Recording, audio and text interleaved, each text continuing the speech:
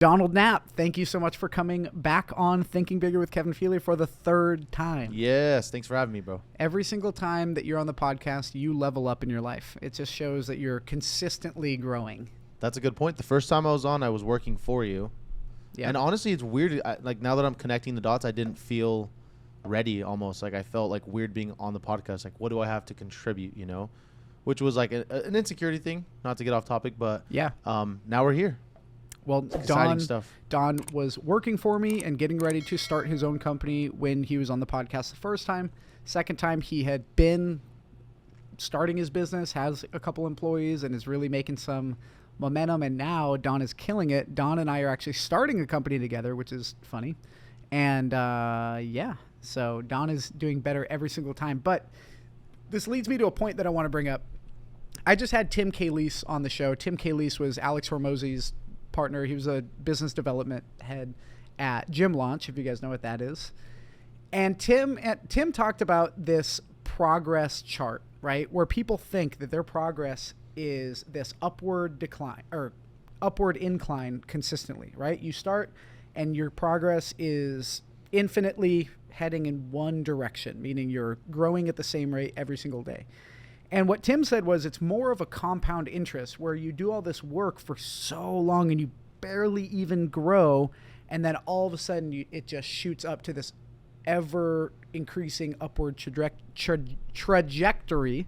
And that right there is the reason why people are not successful, is because they focus on that first metric thinking that it should be this slow, steady increase when really it's not.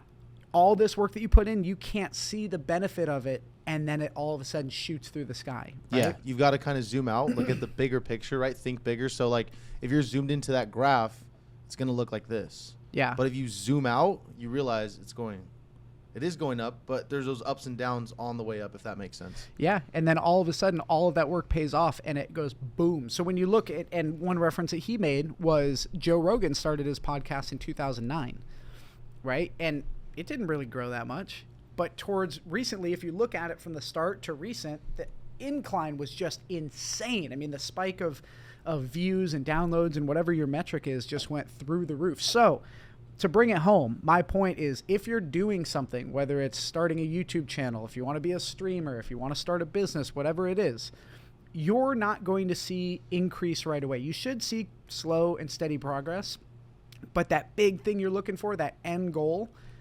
happens fast, but it doesn't happen right away. It might happen 10 years down the road. I started my business like 7 years ago. Crazy. Yeah, you just have to commit to it. Like if you enjoy it and you like what you do, that pretty much separates like the people who are successful and not successful. Yeah, 100%. Just commit. Dude. Like it's hard, but it's easy. Just commit. It's actually not hard in terms of what you have to do, right? If you want to go better your life. So let me just give you guys my point of view from when I was 18. I worked at a mall, right? I knew that I was destined for something good. I knew that I could go do something, but I didn't know where to start. So I read a book by, I think, Barbara Corcoran on Shark Tank. And I read like a whole bunch of books, right? And I was like, dude, do I invent something? I don't know where to start, right? What I needed was sales. And eventually I found that, right? But if you don't start to make a move every single day, if you don't start to move forward every day, if you don't get the ball pushing forward every day, it's not just going to happen for you. It's not going to fall in your lap. So you don't have to do anything incredible. You just get a little better every single day. So what I did was I went from living in Medford, moved back to Boston, started learning, researching everywhere I could. I got a job at a restaurant. And then all of a sudden I realized, okay, after about a year or two, I think I need to go get a sales job somewhere. Found a sales job, made my first over 6-figure year, killed it, learned a bunch about business, learned a bunch about marketing, learned a bunch about sales, enough so that I, when I was ready, left, moved to California by myself with no plan, started a company, and now we do a couple million a year. But when you look at it from the beginning to where I am now, it's insane the level of difference that's happened. But I just got a little bit better every day and push the ball forward every single day. Doesn't even mean you have to show up every day. Doesn't even mean you have to be 100% this crazy entrepreneur. just put in the work, right? When Donald started his own company, he didn't just leave and quit his job and start the company. He started the company and worked on it after hours.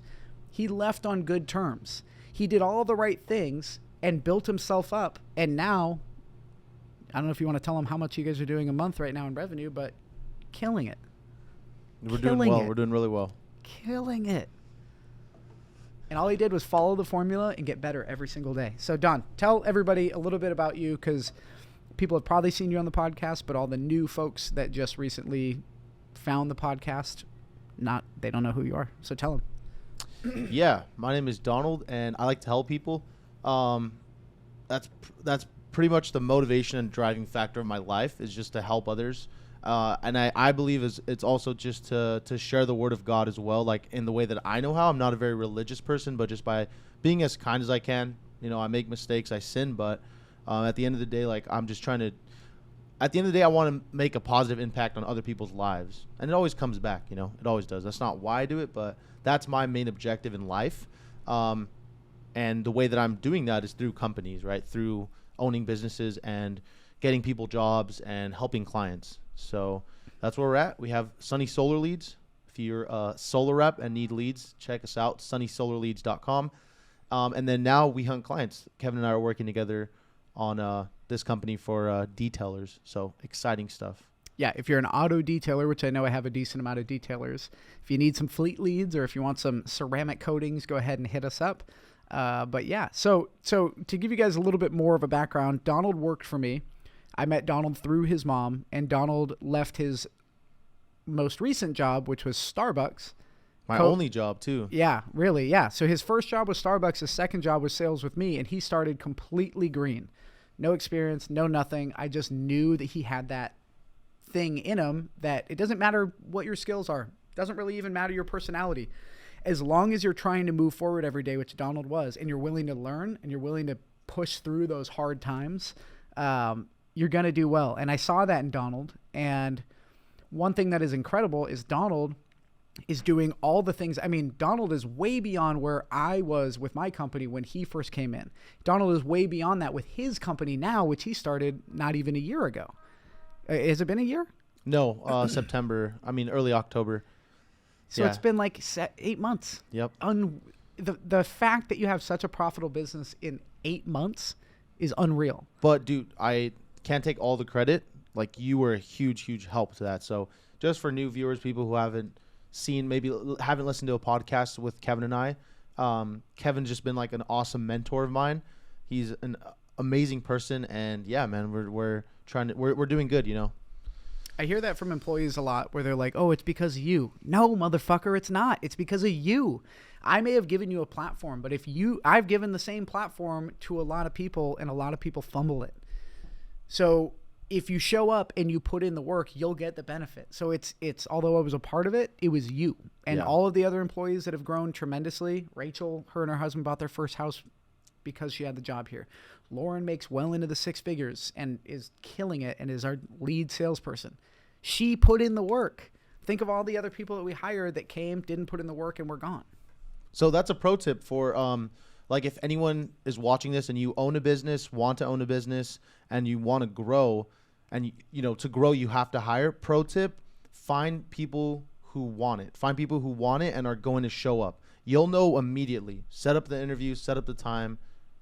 Are they going to show up? Are they on time? Are they interested? Are they invested? You can feel it out, and that's going to be like, just having hired recently for and in the process of hiring for We Hunt clients. It's something I'm realizing is you really need to find people who want it. You can't make somebody want it, So as long as you find someone who wants it, at 80% of how bad you want it, because nobody's going to love your company like you, but even if they're at 80% of what you got, they'll do really, really well. Dude, 100%. And I think that being able to read people well is an absolute superpower. And I think you have that. I think I have that as well. It's why the first day I saw you, I was like, all right, this kid's going to kill it. I don't know where, but he's going to kill it. Like, my personal assistant, Julia, shout out to Julia, when she interviewed, we sat down right here for 4 minutes and the interview was over. And she was like, I was like, you're hired. She's like, I'm hired? Okay. She was like a little confused. But when you can feel it in somebody, that there's good your intuition will tell you. I think as human beings, we're sort of brainwashed into not realizing some of our potential in terms of, I don't know, just following intuition, and call it spiritual, call it subconscious, whatever. But we have a natural ability to read people, and usually it's a gut instinct, and logic and all the things that society throws at us will oftentimes tamper with our gut feeling and intuition. But if you can really get in tune with your intuition, and you can feel like, when you meet somebody and everything looks good, but your gut is just like something's off, and you decide to not listen to that, and eventually you're like, oh nope, this person they had bad intentions, and I felt it in their energy, I felt it. Maybe your brain picks up something in their body language or something, but you know instinctively. So this is not just in business relationships, this is in anything. You're walking around a corner and you get that spidey sense, like your intuition is so powerful, and it's going to guide you through your whole life. Yeah, if you find it, if you connect to it, right? I think the way to connect to that intuition is like loving yourself, and like by showing that, you have to kind of take care of what you consume. So everything, music, food, the people that you're around, all of that affects how connected you are to your own gut and instinct. Because I remember when I was, wasn't taking care of my body, eating whatever I wanted, super unhealthy, that gut instinct is clouded. It's foggy because you aren't taking care of yourself first. So if anyone's saying this, it's like, where do I start? Take care of yourself. And then you'll start to see like, oh, everything just kind of connects like a puzzle piece. Once you do that, and at a certain point, you're not even surprised. Like at a certain point, you're like, yeah, like everything just fits. Like the new hire, Hector, shout out to Hector. Like he came in, he fit like a puzzle piece, and I just had a gut feeling about it because he was like, dude, I'm willing to drive from Long Beach to come in for this, interview. To him, it was just an interview. Does he live in Long Beach? Yeah, he drove here, got here at 7:30 when he was supposed to be here at 8. Dude. He drove an hour 45. We gave him gas money, of course, but this I fucking did not know. This new hire of ours lives in Long Beach. Yeah. Which is like a 2.5 hour drive from here. Yep. 2 hour drive. That's what I mean. Without traffic. If someone wants it or not. Dude, I didn't know he lived in That's why when I was like, oh, where are you from? I only met this employee once today. Donald hired him. Donald has been training him. So when I met him today for the first time, I was like, hey, good to meet you. Like, where are you from? He's like, oh, I'm from Long Beach. I'm like, oh, that's what's up. Like, and my brain was like, oh, he lives here, but he's originally from Long Beach. Mm-mm. What the fuck? Okay, so that's what I'm talking about, right? There's so many people that bitch and complain and moan about not having opportunity, and you're just self-sabotaging yourself. This kid is willing to drive here, and granted, he's not going to do this every day. He'll work remote, but he's willing to drive here because he understands the opportunity. He understands what's here. Shout out to Hector, dude. I had no clue. Good for him. Dude, the motherfucker wants it. Yeah. There are people who cross the border every single day just to work a minimum wage job here. So like, you don't have an excuse. If you're watching this, you're probably in the United States, Actually, we have a pretty good amount of people in places like the Philippines and in Mexico. So shout out to our Mexican. Shout out to our virtual audience. Assistants too. Yeah. Oh, okay. I see what you're saying, the audience, but yeah, I mean, they're everywhere. It's not just, that's the beauty of this podcast is, and let's talk about the immigrant mentality. I met an Uber driver the other day. It was Uber Black, but still the guy's driving for Uber. But subtle flex. But no, you'll see why I'm saying that. But so I talked to the guy, and I try to talk to every Uber driver because they've all got a story, and most of them are immigrants. So when you hear immigrant stories, it's just unreal. Like you hear people coming from Syria or escaping places like Iran, or you hear these. It just makes me. I used to hate this country. I had no idea how good I had it. I didn't know, right? And I used to, this country, there's so much injustice, and there is. Nothing's perfect. However, when you look at some other countries where some women can't even go to school, women can't drive. There's some people that, if they speak out, living in China, right? Or imagine living in North Korea. You do one thing wrong and you get shot in the street or something. It's a privilege to be able to hate your country. It's such a privilege because you have the space and time to dwell. There's countries where people don't have that. They're trying to survive, Yeah. Well, this guy came here from Iraq, and he has a transportation company. He's got a couple fleet vehicles that they have a partnership with Uber Black, but he's his own limousine service basically. Sweet. And the guy owns a 7-Eleven. He owns a couple other non-7-Eleven branded convenience stores. He owns Subways. And we started talking about real estate and stuff. The dude's a millionaire. The dude is probably worth more than me. Sick. Like, dude's got like $4 or $5 million in real estate alone. Not to mention the commercial real estate that they own. Like, he's not driving Lambo. He's got a really nice GMC, whatever for their.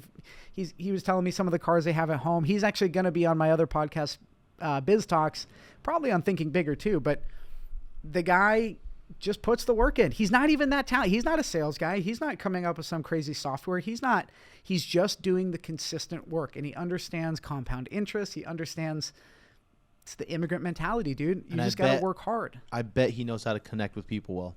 You have to have that. We connected. Yep.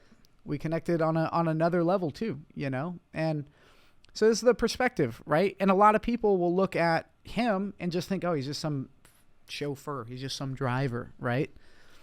You never know who that is. You never, ever know, and then they see a guy in a G-Wagon thinking he's balling, and the dude's terrified because he's behind on all his bills. His G-Wagon's going to get repoed. He's renting a place pretending like he owns it. His business isn't even doing well. He's borrowing money from his family, like whatever, right? It's just perspective is a motherfucker because you never know.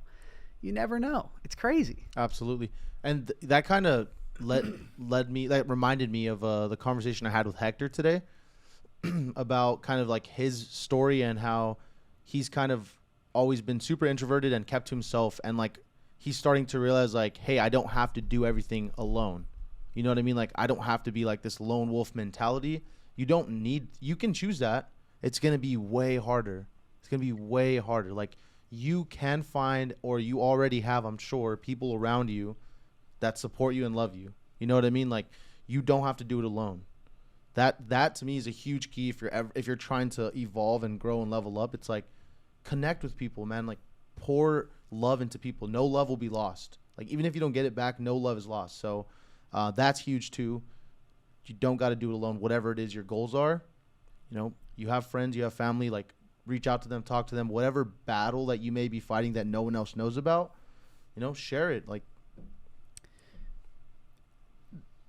just to add to that, there is no such thing as a self-made millionaire. You can't do it alone. So if you're trying to have progress in your life, or you think you're trying to have progress in your life, but you want to do it on your own, we know some people like that have said they want to live a better life, and then when somebody tries to offer them help, they're too good for it. They don't want to take help. Self-sabotage is real. And if you're trying to do it alone, if you're trying to do life alone, I don't need a girlfriend, I don't need a boyfriend, I don't need a husband, I don't need family. Dude, you cannot do this alone. You need a mental support system. You need people there because you're going to fall down. You're going to have hard days. You need people that can pick you up. And there's that video, which, Carlos, if you're listening, I want you to put this video in. But there's this video of this basketball player. I think he missed a shot or whatever it was.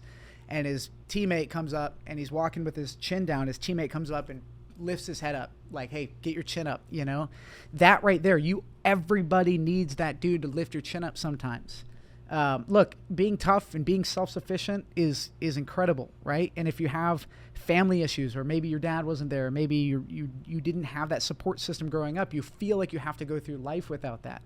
But really, it's okay to ask for help, and you need to ask for help. It's a very freeing feeling. And it's also okay to help other people, right? When you see somebody down, help them up. What goes around comes around. But anyways, didn't want to get too far off on that, but Yep, same page. So let's talk about how you grew up, right? Did you ever picture yourself when you were a kid being in this situation where you are now? Yeah, I love that you asked that question. That's a great question. Because yes, absolutely. So like something I've always told myself, and I may have shared this before, but since I was a young kid, I knew that I was going to be successful and be a millionaire.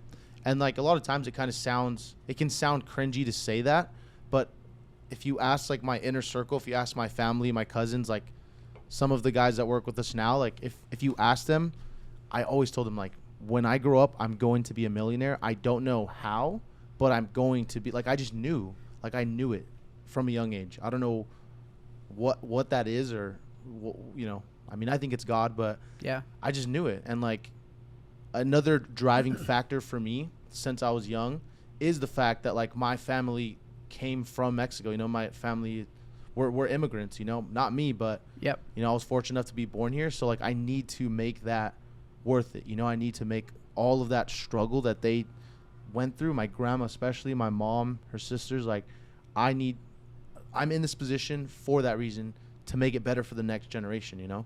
Well, and your family is still in Mexico, you know, Oh, yeah. and they're not just in Mexico, they're in like real Mexico. Like they're in a, I mean, tell everybody where your family lives. Yeah, we're from Jalisco. So we have family in Mexico, we have family in TJ as well. And then we do have family here. So some of our, or like a good chunk of our family is here, which is nice.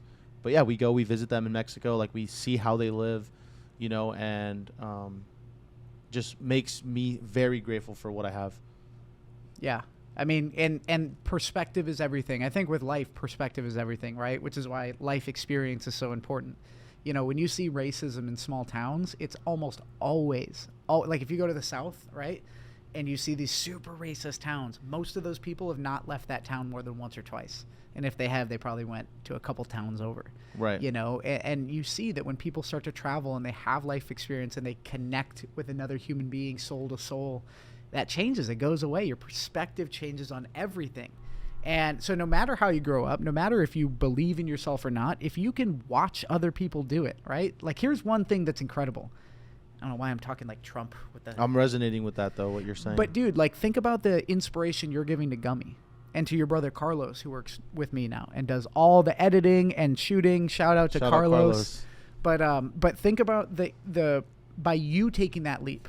Think about the chain and butterfly effect that's going to have on not only the rest of your family, but now look at all of your employees. You've changed all of their lives, and now their siblings and friends and close relatives are going to be changed. So when you look at an impact that you have on somebody, you helped Carlos, you helped Gummy, you helped George, you helped Eric, you helped Ray, you helped... Dude, I can go on and on and on, and those are just the people you know about. And you already know how much you changed their life. But you don't know how much you don't know how much you changed their life. And then you look at all the other people that you impacted, and before you know it, you've impacted way more people than you ever thought was possible, which is why this podcast is called Thinking Bigger with Kevin Feely. That's a full circle moment back to like the graph where you zoom in and out. Like, yeah, if you're like, oh, I'm helping this one guy, but like, you know, Kevin helped me and I was able to help all those people that he named, you know, by just helping me. And then they're all like in a much better state of mind, but you know, they're happier, they can support themselves and their family. So they impact them, and then they go to work and they're happy and they impact people at work. You know, it's like, it's a crazy chain effect. Yeah. It's so cool. Yeah. David Meltzer, which we both know, David talks about, like, do you remember, I think you were there when we were at his house and this lady was riding by on rollerblades and a guy was on a bike. Were you, Carlos, you were there. It was me, Carlos, Alejandro, and Julia. But anyways, this lady almost bumped into this guy, almost, whatever. They got into an interaction and they started yelling at each other. Fuck you, no, fuck you. You got in my way, blah, blah. And David turns around because we're right on the boardwalk in Mission Beach. And they kind of go off on their own way and they're huffing and puffing. They go off in different directions. And David just goes, wow, what a waste of energy. Like, what if they just said, hey, sorry, you know, high five and walk away? Because they easily could have done that. If they did that, they'd both have a good feeling going the other way. But instead, they were like, no, fuck you. All this negative energy just exchanges. And now they go off and they're spreading that, you know, it's like exhaust coming from a truck. Like that black residue is going on every other experience they're having through the day until usually some more positivity comes their way and changes it. So I think that not only does your positive actions have a compound larger effect, but your negative actions do too. So sometimes it's good to just try and like just let go of the negative stuff and just push it to the side, because it's not going to serve anybody, especially you. Yep. Yeah. I mean, the thoughts that you're going to have negative thoughts. You're going to have thoughts of wanting to like stab Kevin right now, you know, like that's going to come impulsive by. Thoughts. Right. Thoughts, you know, we are not our thoughts. We are the thoughts that we put our energy into. Right. So you're going to get that negative thought. And if you allow it to pass, then you can move on to the next one, you know? Yeah. That's really good. Yeah, it's somebody described it as downloads from a stream, right? Which sounds very similar because I didn't even think about it in terms of like downloads from a stream like the internet, but it's the same thing. Your brain is connected to this higher conscious. These thoughts are going by and you choose, and meditation will teach you this, right? Those aren't your thoughts if you really observe. The thoughts that come in your head are from something else. Like it seems like that, right? And you can choose what you pull from those thoughts. You can ignore certain thoughts, right? Like impulsive thoughts, right? Everybody has at one point stood next to a subway or something, and there's somebody standing in front of you and the subway's coming and your brain goes, push them. But you don't, right? Some people do, I guess, but you have these thoughts all day, right? Like you could see somebody wearing a nice pair of shoes and you could go, oh, fuck them. Those shoes are stupid, right? Or you could choose to ignore that thought and not feed into it. Right. And I think that this is with a lot of things. Also, I think it was Nikola Tesla that talked a lot about pulling things from the ether, right? When he would have a new invention, he would almost download it from the ether. So I don't know. I mean, I don't know how deep you want to go into that, but there is a higher conscious that we're connected to. I don't know how to describe it, but it's there. Absolutely. Sure. Yep. Dang, I had a thought and I lost it, dude. Yeah. I was going to go off of that.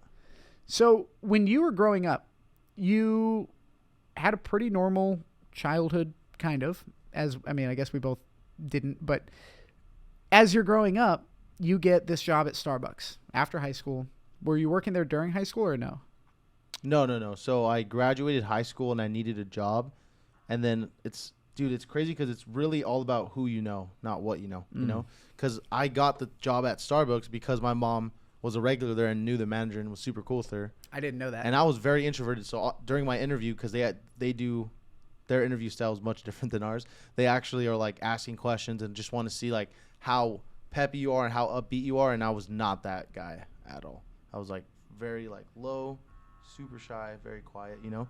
And she basically gave me the chance, even though I was quiet. I just said like, you know, I told her like, hey, I was just nervous for the interview. Like, I'll do my best. Because Starbucks is literally like, their model is like, make sure that the customers have a great experience, like smile every day, like, you know, do that sort of thing. So to answer your question though, so that was when I was 18, I believe, 18 or 19 was when I started working for Starbucks.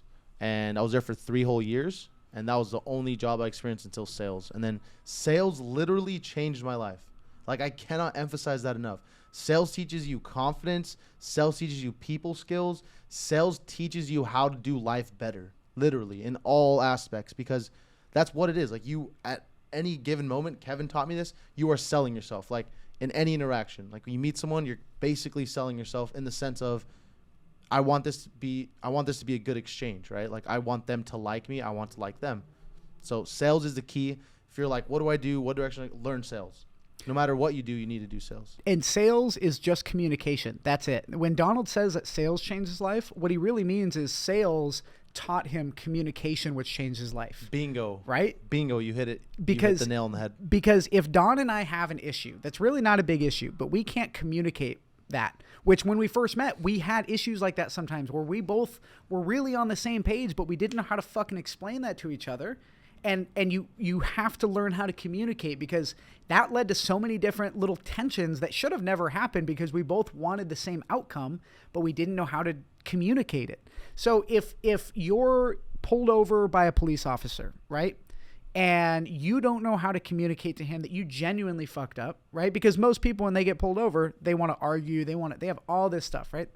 If you know where the cop is and you know how the cop wants to communicate, you know that he doesn't want to sit here and talk to you for an hour. He doesn't want to hear excuses. He wants you to fess up to what you did, tell him, and then move on, right? So the chance of you getting a warning is versus a ticket is much higher if you know how to communicate. So when I get pulled over, since I think that I'm decent at communicating, I will literally, if I get pulled over, which I haven't in a long time, but if I do get pulled over, I'm immediately, the first thing as the cop comes up, I got my ID ready, I got everything ready. Hey man, I totally ran that stop sign, 100% my fault, full accountability, my bad. And guess what? 9 times out of 10, you're getting a warning. They're letting you go. Because that's also they're so used to people not being able to communicate that effectively, right? I want the same outcome. I know the outcome he wants. Communicate. Understand how other people communicate, and your life will change. So sorry to hijack what you said, but sales is communication. So if you want a better life, sales will change it, because not only do you learn how to communicate, but you know how to communicate and make money, which is... Yep. Wait, and I want to add on to that, like, you know, cops are people too. Literally, they're just people doing their job. And me and Kevin had a conversation about this. Like, imagine having a job where everybody around you, like, needs you, but they also hate you and talk shit to you, and they don't even know you. You know, like, just be a kind human. They're people. Like, and this is coming from a brown guy in America. You know what I mean? So, like, I've gone pulled over, and I was respectful to the cop. He was respectful to me. That's it. I think if you are kind and put that out there, everything will work out for you. Like, can you run into a bad person or a bad cop? Yeah, but just turn the other cheek, you know, like, just be respectful, and that'll go a long way. I just want to shout out to our boys in blue, our you know, the officers, because without them, who do we call if someone's breaking into our house? You know what I mean? Yep. Like, we need cops. So. Yeah, we need good cops too, because they're and the whole defund the police thing is just ridiculous, because, you know, people don't want cops who are not trained, right? They're all upset that these cops don't have enough training, and then they want to lower the budget, so now we have less cops, worse cops, and less training. So what do you think that's going to lead to? But I think the most important word here is empathy, right? If you can find a way to have empathy for everybody, if you can look at somebody, especially somebody you don't like, and you can find a way to feel their emotions and understand where they're coming from, your world will change. All of a sudden, you'll realize that there's not a lot of evil people out there. There's people that have had evil done to them. And again, this comes down to communication. But I think that if I have a problem with someone, let's say I get pulled over by the typical jerk cop. The cop immediately doesn't even want to hear me. He gives me a ticket right away, doesn't even let me state my case. Maybe even I only got pulled over for 6 miles an hour over something dumb, right? That cop may have just had to see a dead baby, and that cop may have a baby on the way. And now he's thinking of those two things, right? Not to mention, in between your traffic stop and when that cop had to see that dead infant, he gets pulled over, or he pulls somebody over, and they're yelling, "Fuck you, you fucking pig, you're blah, blah, blah." And they're saying this, and they're spitting on him. And then he gets a call from his wife saying that maybe she's thinking of leaving him because he's working too much. He also gets a call from his supervisor that says, "Hey, I need you to work overtime this week." And then he pulls you over, and dude, it doesn't matter what you did, right? Sometimes, if you can see that and have empathy, even when somebody is completely against you, and you're not going to win in it. If you can find empathy, your whole life will change, because at least when you leave that situation, you're not holding something inside of yourself against that guy. Yeah. Empathy is the key. And not creating divide, not separating people by because they're a cop, because they're white, because they're black. Like, I feel like that is a bigger issue. The bigger issue is we group ourselves, and we're like, no, this is my group, and if you aren't on this side, then I don't like you, you know. And that's the real problem, I think. Like, that's where it starts. That's like the root of the issue, is that people like choose a side, right, or pick a group, and if you're not in it, I'm against you. It's like, no, we're a cohesive unit, right? We're all a part of that same consciousness. So I think that's super important too. Yeah, I mean, if we as a people are divided into multiple different groups that are warring, well, then whoever wants to be taking all the resources or whatever, they can do that. We're busy. You know, if we're all together, bro, we all want the same thing. Everybody wants to live in peace and harmony, not have to worry about food, not have to worry about their family, but we are completely dominated by diversive culture. Republican, Democrat, white, black, blue lives matter, black lives matter, all these different sides. We all want the same shit, but we can't communicate that because we've been tainted. We've been brainwashed. Yes. The media does this. It's not a conspiracy. This is true, and it makes sense. Follow the money. And unfortunately, it's like you can get canceled for sharing how you feel, like, which cancel culture isn't even real, because you've seen people get canceled and then they're right back 6 months later because everybody moved on to the next thing. Submarine. Oh my God, the submarine that's sinking. And then that same day, they signed something saying that people can use synthesized chicken now. So chicken grown in labs is allowed to be served. I don't know. You'll have to fact check that, but this is what I'm hearing. Like, it's just madness. And every corner I turn, it's like, oh, the submarine. I don't want to go too deep down the rabbit hole, but I feel like it's a distraction. It is funny because my mom sent me a meme that was like, everyone has a one friend. And it was like a guy like, this submarine thing's a distraction. I'm like, yep, that's me. So let me just go down the conspiracy rabbit hole real quick. Okay. This submarine, okay? So I'm not even going to say anything in particular, right? Because people probably did absolutely die. And it's sad. And it's terrible. Why are you smiling? Because it's just changed. I'm not smiling at that. But imagine this. You and your 4 billionaire buddies are about to get hosed down for some tax fraud. You guys did something bad. You pay homeboy $250,000 for you guys to go disappear where they can't recover your bodies. Your family gets all this insurance money. You don't get caught for the tax evasion. You can go live on an island somewhere with a different face and a different nose and different hair and whatever. I don't know. It's a little fishy. Are they dead? No pun intended. Or are they in Mexico? Just kidding. We're going to have to cut that part out. Dude, I just had an idea for where we could do like trending topics and just have conversations about it. Like a sort of news style show. Let's do it. That'd be fun. I'm serious. Let's do it. I'm down. Fuck yeah. So, Don, what is your advice for somebody that okay, so let's backtrack. Starbucks. You're working at Starbucks. You're pumped to get the job, right? How pumped were you the day you got the job at Starbucks? Oh, I was ecstatic. I was like, let's go, dude. They hired me. Now, if I told you right now that you had to go back and work at Starbucks, how would you feel? Not great. Not great. Right. If I really had to, of course I'd do it, but you would never have to because you know sales. Right. But perspective is everything, right? And I think that it's not the money that you're in this for. I mean, I know it's not, but the money's a big thing, right? It helps you help your family. Like, your life is absolutely increased and your family's has because of money, but it's the pursuit. You going from a high school student to a little bit of college to Starbucks, it was the pursuit of getting that job and getting there, which was cool, right? There's always going to be a next level, right? Everybody's always thinking that's when I'm going to be happy, but you have to find happiness along the way. If you're not happy in the pursuit of what you're doing, it doesn't matter. You should just stop, right? Find something you're passionate about. When I decided to do this podcast, I decided that I was all in. I hired Carlos. I hired Julia. We got all the equipment. We turned my office into a studio. Like, I'm in it, right? I decided I'm doing this no matter what. And I love every single day. I love creating content. I love having conversations like this. Maybe it'll blow up one day. Maybe it won't. I think it will, but I don't know when. I think so too. But I'm going to do this regardless because I'm in it. I'm committed and I'm doing this, right. You know, but for the pursuit of it, not for the end goal, right? You think Joe Rogan was on cloud nine when he got $100 million for selling, his rights to Spotify? Maybe for a day or two, but I think that probably didn't make any significant change in his life. I think it probably brought him more negativity than positivity in his life. Probably. When you look at how much fun he had from 2009 to 2023, most of it was probably in the beginning or the first half, I would imagine.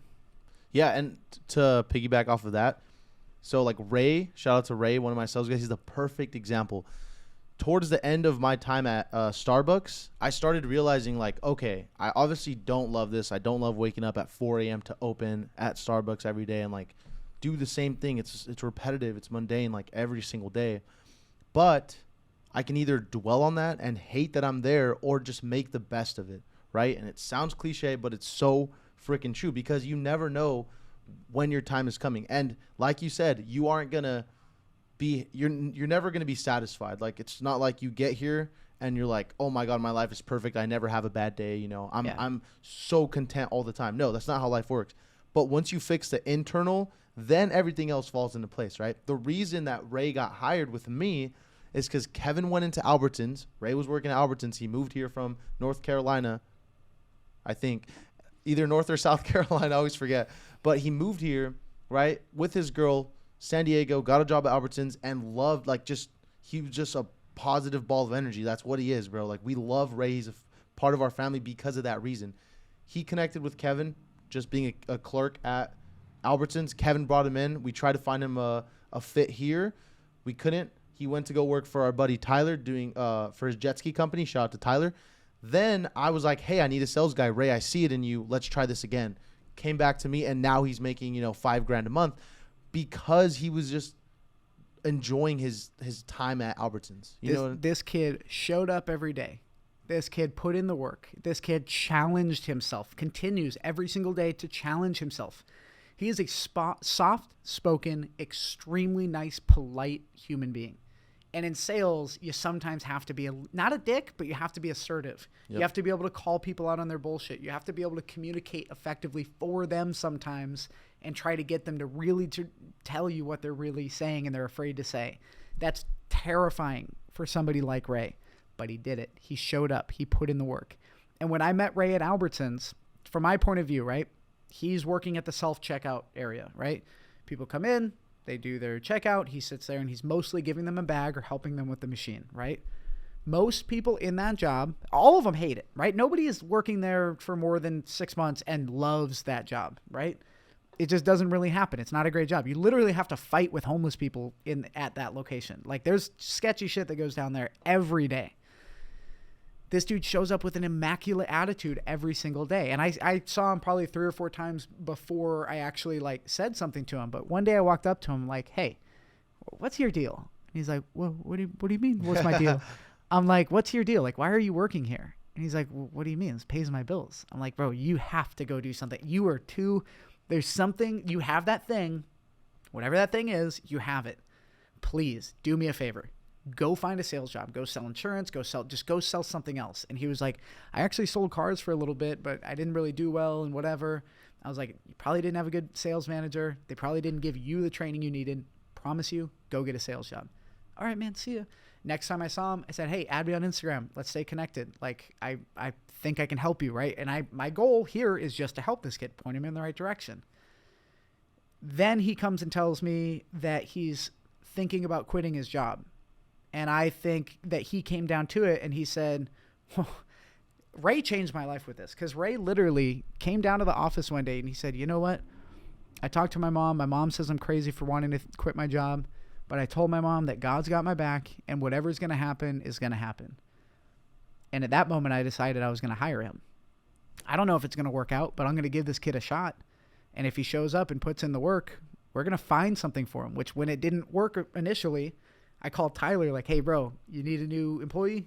Boom. Got Ray a job working at a jet ski place, got him by, and then Don called him. Don and him ended up working together, and now Ray's making a ridiculous amount of money. He has the highest conversion rate in our office, too. Which is just like... Yeah, he does. He literally has the highest. This is why we do this. Yep. This shit is this is no money, no nothing, this is it. And it all started because Ray was just happy to be there, be alive, be serving others, even if it was at Albertsons with homeless people around, Yeah. I mean, you can find happiness anywhere, right? There's a book. Oh my God. What is the book? So Man's Search for Meaning by Viktor Frankl. Oh my God. This guy was in the Holocaust and still found a way to find joy in the worst possible situation. I cannot think of another situation that is worse than the Holocaust. Except for maybe working at Albertsons. Just kidding. Canceled. But really, this guy found peace in a place where you would think that it's impossible. I don't know if I could do it. So if that guy can find at least some kind of peace in the Holocaust, you can find it at your shitty job and you can go out and take a risk and figure something out. Like, you have no excuse. Unless you want to be honest with yourself and you really don't believe that you can do it, which is another problem, you can do it. You just have to give yourself permission. You have to ask for help, and you have to just go do it. Chin up, good attitude, positive communication, good vibes, and good things will come your way. Yep. Love yourself, be considerate to others, and it'll happen for you, whatever it is you want. Guys, don't forget to sign up for Don's OnlyFans. It is no, I'm just kidding. Guys, go follow Thick Poppy. Oh God. Go follow Don on Instagram. Don, what's your Instagram? It's private actually. Okay. Guys, go check out sunnysolarleads.com. Check out wehuntclients.com if you do car detailing. Go follow Kevin on Instagram. Follow him on YouTube. Check out all the socials right here, or maybe in the description. Depends on where you're watching. It's making Carlos do extra work. Thanks. Yeah, man. Thank you for having me on. Dude, let's make some more money, dude. Let's do it. Let's help some more people. Let's get it. Guys, if you guys are watching this and you guys are interested in working for wehuntclients.com, show up, put in good attitude, good work, get better every single day, and don't be a little bitch. Email Donald@wehuntclients.com. There's a job for you if you want it. That's Donald@wehuntclients.com. Thank you for watching Thinking Bigger with Kevin Feely. Donald, leave us with one last positive message. If anything that you saw today or heard today resonated with you, just drop a comment below. Let us know. Whatever you're going through, share with us. We're here for you. Reach out to us. My phone number is 619. I'm not. I was so my won't phone give number. the Instagram up, but it'll give his. Yeah. Anyways, Don's social security number is.